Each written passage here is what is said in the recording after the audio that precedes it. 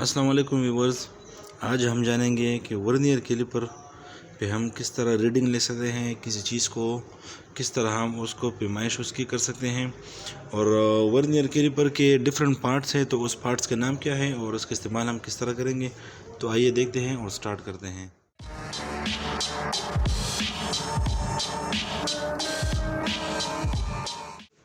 तो ये एक वर्नियर कैलिपर है मेरे पास, जिसमें मुख्तलिफ़ पार्ट्स हैं। हर पार्ट का अपना नाम होता है। ये वाला पार्ट, इसको अगर हम इस तरह बंद कर दें तो ये वाला पार्ट, ये वाला एरिया, इसको कहलाता है एक्सटर्नल जाज। ठीक है, इस जाज में हम किसी पार्ट को एक्सटर्नली क्लैंप कर सकते हैं। जिस तरह के ये देखें आप, हमने एक्सटर्नली इस पार्ट को पकड़ के इस एक्सटर्नल जाज में क्लैंप कर दिया। ठीक है, और ये होते हैं ऊपर वाले इंटरनल जाज। इंटरनल जाज में हम किसी पार्ट की इंटरनल डायमेंशन ले सकते हैं। जिस तरह ये होल है तो इसके हम इंटरनल डायमेंशन ले सकते हैं। ठीक है, ये इंटरनल जाज हमें किसी एक्सटर्नल काम के लिए इस्तेमाल नहीं कर सकते और ये एक्सटर्नल हम किसी इंटरनल काम के लिए इस्तेमाल नहीं कर सकते। ठीक है, इसके बाद आता है ये वाला, तो इसको हम कहते हैं डीप मेजरिंग प्रोब, या इसका टेल कहते हैं, वर्नियर टेल कहते हैं। तो इसके ज़रिए हम किसी चीज़ की गहराई नाप सकते हैं। जिस तरह ये अगर ज़मीन पे पड़ा हो और मैं इसकी गहराई नापना चाहता हूँ, तो इसको हम इसकी वर्नियर की इस साइड को यहाँ पे रख के डीप मेजरिंग प्रोब इसको नीचे निचले वाले सतह तक पहुँचा देते हैं, तो हमें यह गहराई बताता है कि कितनी गहरी है।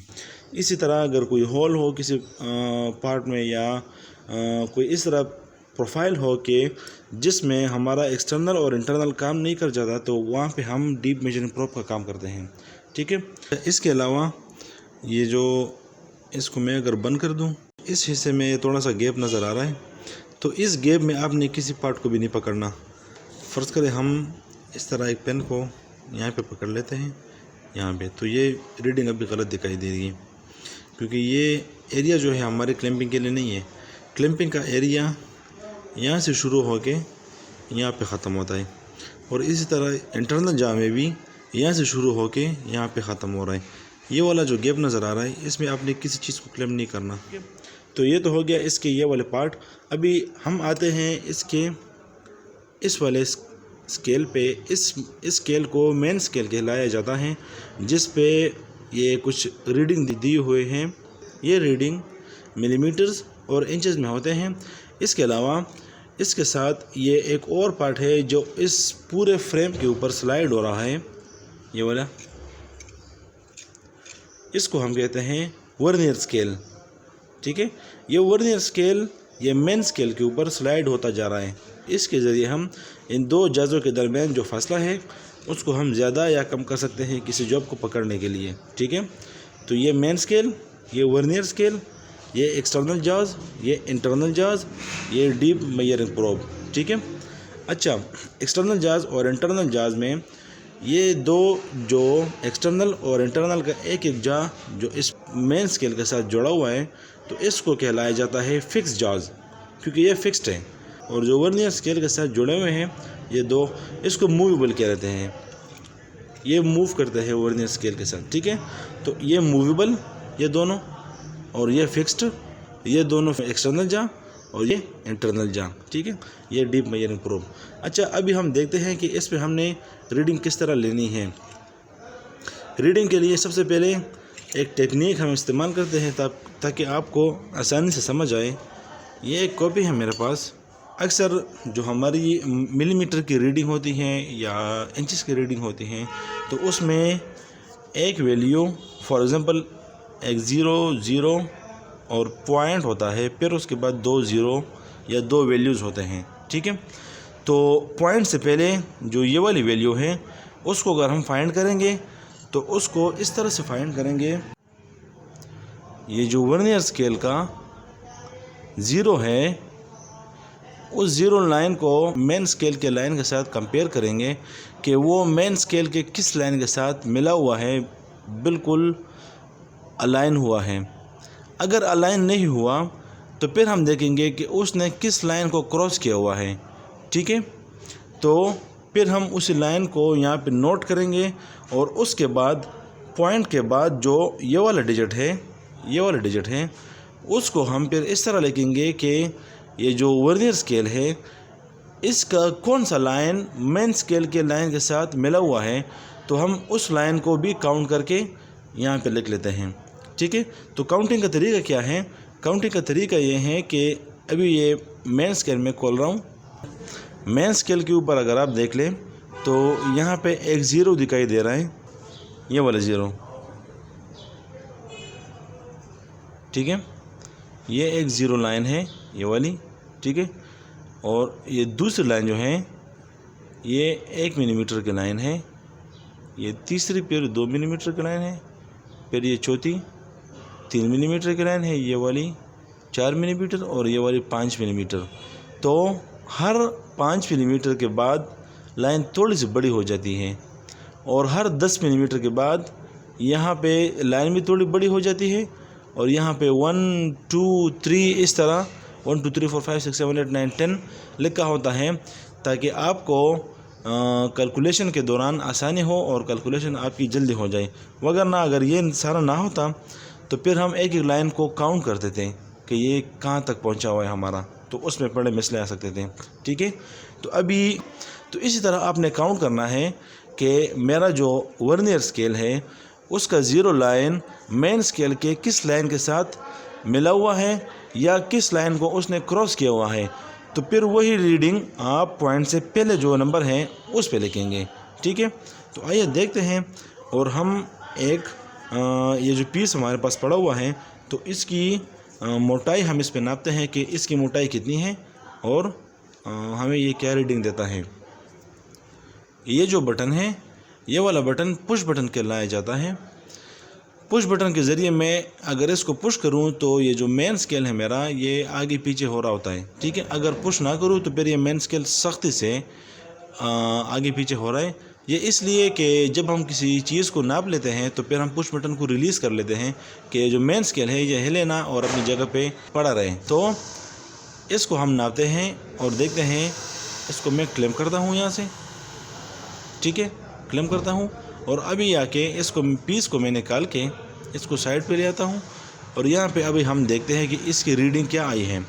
अभी अगर आप गौर कर लें, ये वर्नियर स्केल का जो लाइन है इसका ज़ीरो लाइन आप देख लें कि मेन स्केल के किस लाइन के साथ मिला हुआ है। अगर मिला हुआ है तो ठीक है, अगर नहीं मिला हुआ तो आप देख लें कि इसने किस लाइन को क्रॉस किया हुआ है। तो आइए हम देखते हैं और काउंट करते हैं कि इसने किस लाइन को क्रॉस किया हुआ है। तो यहाँ पे अगर हम देख लें तो ये 1 मिलीमीटर, ये 2 मिलीमीटर, ये 3, ये 4, ये 5। जिस तरह मैंने बताया कि जहाँ पे लाइन थोड़ी बड़ी हो जाती है तो वहाँ पे हमारे 5 मिलीमीटर पूरे हो जाते हैं। ठीक है, तो 5 के बाद ये वाला लाइन 6 मिलीमीटर, ये वाला 7 मिलीमीटर। तो ज़ीरो लाइन जो है उसने 7 मिलीमीटर को क्रॉस करके 8 तक अभी नहीं पहुँचा हुआ। ठीक है, तो इसका मतलब ये है कि ये रीडिंग 7 और 8 के दरमियान है।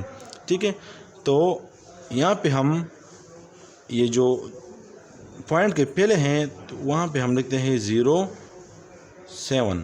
ठीक है, उसके बाद पॉइंट लगा लेते हैं। चूँकि इसका ज़ीरो लाइन अभी 8 तक नहीं पहुँचा हुआ तो मतलब कि 7 और 8 के दरमियान है।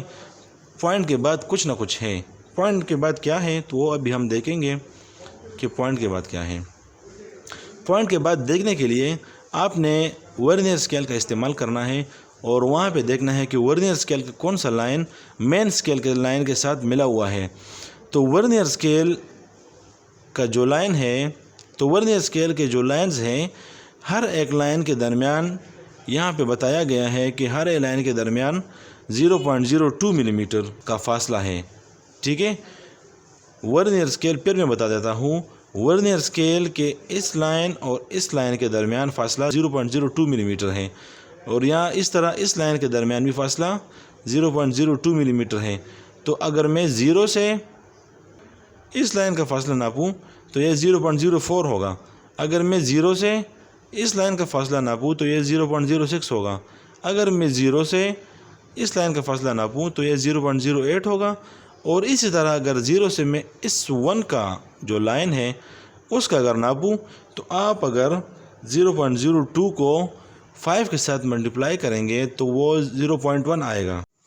और इसी तरह अगर हम फासला नापें 0 से 2 तक तो ये 0.2 होगा, 0 से 3 तक ये 0.3 होगा, 0 से 4 तक ये 0.4 होगा और 0 से 5 तक 0.5 होगा। इसको हम देखते हैं और अभी सर्च करते हैं कि वर्नियर स्केल का कौन सा वाला लाइन मेन स्केल की किसी लाइन के साथ मिला हुआ है। तो यहाँ से शुरू करते हैं तो ये वाली लाइनें मैच नहीं हो रही, ठीक है। आगे आके ये जो 7 का लाइन है और 7 के बाद ये दूसरा लाइन ये वाला, ये लाइन अगर आप देख लें तो ये बिल्कुल परफेक्टली मेन स्केल के किसी भी लाइन के साथ, जो लाइन हो मेन स्केल का हमें लाइन से कोई वास्ता नहीं है। सिर्फ देखना यह है कि मेन स्केल की किसी लाइन के साथ कौन सा लाइन वर्नियर स्केल वाला मिला हुआ है, तो फिर वही वर्नियर स्केल वाला लाइन हम काउंट करेंगे। तो जिस तरह मैंने बताया कि 0 से 1 तक 1.1 मिलीमीटर, यहाँ तक 0.2, यहाँ 0.3, यहाँ 0.4, यहाँ 0.5, 0.6, ये 0.7 और ये 0.7 यहाँ तक हो गया है। तो यहाँ पे हम लिख लेते हैं 7 लिख देंगे और इसके बाद 7 के बाद जो पहला लाइन है तो इसका मतलब यह है कि 0.02, ठीक है, और इसका मतलब यह है कि 0.04, ठीक है। तो इसके साथ हम 0.04 और भी ऐड कर देंगे या डायरेक्टली लिख लेंगे 4। तो ये हो गया हमारा मेजरमेंट जो हमने वर्नियर स्केल और मेन स्केल को मद्देनज़र रखते हुए कर दिया। एक और मेजरमेंट करते हैं, उसमें हम इंटरनल जांच को इस्तेमाल करते हैं और देखते हैं कि इस वर्कपीस का जो डाया है अंदर वाला वो कितना है। तो इस तरह मैं इस पुश बटन को प्रेस करता हूँ और ये वर्नियर स्केल को मैं पीछे धकेल के आगे थोड़ा सा, और ये जो अंदर का डाया है तो यहाँ पे मैं इसको इस तरह पकड़ के, ठीक है, पुश बटन को रिलीज़ करता हूँ और पीस यहाँ से निकाल के पीस साइड पे। अभी वर्नियर को मैं जूम करता हूँ ताकि हम उसको देख सकें, ठीक है। तो अभी अगर आप देख लें तो जिस तरह पहले मैंने बताया था कि पॉइंट से पहले भी जो डिजिट हैं वो हमने मेन स्केल के ऊपर देखने हैं और पॉइंट के बाद जो डिजिट है वो हमने वर्नियर स्केल के ऊपर देखने हैं। तो अभी पॉइंट से पहले देखते हैं कि पॉइंट से पहले क्या है। तो पॉइंट से पहले 0 से 10 तक ये 20, ये 30 मिलीमीटर, ये 40 मिलीमीटर, और ये अगर आप देख लें तो ये छोटा वाला लाइन मैंने जिस तरह पहले कहा था ये 5 वाला लाइन होता है। तो इसने 40 के बाद जो 5 वाला लाइन है मतलब 45 वाला लाइन को क्रॉस नहीं किया हुआ। तो इसका मतलब ये है कि 45 और 44 के दरमियान कोई फासला है। तो यहाँ पे पहले हम लिख लेते हैं 44, ठीक है। उसके बाद पॉइंट के बाद अगर वैल्यू फाइंड करनी है तो इसके लिए हम जिस तरह मैंने पहले कहा था कि वर्नियर स्केल का इस्तेमाल करेंगे। और रिपीट करता हूँ मैं कि हर वर्नियर स्केल पे जितने लाइनें हैं तो हर एक लाइन के दरमियान का फासला वो 0.2 है। ये 0.2 इसका लीस्ट काउंट भी कहलाया जाता है, जो है ये कम से कम 0.02 मिलीमीटर फासला नाप सकता है, इससे कम नहीं नाप सकता, ठीक है। तो इस तरह वर्नियर स्केल पे हम देख लेते हैं कि वर्नियर स्केल का कौन सा लाइन किसी भी मेन स्केल के लाइन के साथ मिला हुआ है। तो आइए देखते हैं। तो ये यहाँ से स्टार्ट करते हैं। तो ये वाली लाइन है तो मिली हुई नज़र नहीं आ रही। आगे आते हैं और तो ये जो 7 वाली लाइन है ये परफेक्टली मैच हो रही है। उसके बाद हम इधर उधर नहीं देखते हैं, जो लाइन मैच हो जाए तो बस उसको सीधा यहाँ पे लिख लें 7 और 0, ठीक है। वहाँ पे 7 की दूसरी लाइन मैच हो रही थी तो इसलिए हमने 7-4 लिखा था। यहाँ पे एग्जैक्टली 7 वाली लाइन मैच हो रही है तो यहाँ पे हम 7-0 लिखेंगे, ठीक है। एक तीसरा एक्सपेरिमेंट करते हैं जिसमें हम वर्नियर कैलिपर के ज़रिए यहाँ तक का फासला नापेंगे। चलिए देखते हैं। यहाँ पे अगर हम देख लें तो 5 वाली लाइन 6 वाली और मेन स्केल वाली 7 वाली लाइन जो है वो 0 के बिल्कुल आमने सामने है। ठीक है, तो इस केस में अगर हम देखते हैं कि ये हमें बिल्कुल आमने सामने नज़र आ रही है, तो हम जज कर लेते हैं कि शायद ये रीडिंग जो है वो अब ये 7 वाली दिखा रही है, तो शायद ये रीडिंग होगी 7.00। ठीक है, लेकिन 0.00 कंफर्म करने के लिए हम यहाँ पे इस वर्नियर स्केल की आखिरी लाइन देखते हैं कि आखिरी लाइन भी बिल्कुल वर्नियर स्केल की किसी लाइन के साथ बिल्कुल सीध में है, बिल्कुल मैच कर रही है। अगर वो बिल्कुल सीध में है, मैच कर रही है, तो हमारा ये कंफर्म है कि ये 0.00 है। ठीक है, तो यही थी वर्नियर स्केल की रीडिंग, डिफरेंट पार्ट्स के नाम वगैरह। इसके बाद मैं अगली वीडियो लेके आऊँगा कि वर्नियर कैलिपर के ऊपर हम किस तरह मुख्तलिफ़ चीज़ों के मेजरमेंट ले सकते हैं और मज़ीद इसको एक्सप्लेन करेंगे। अल्लाह हाफ़िज़।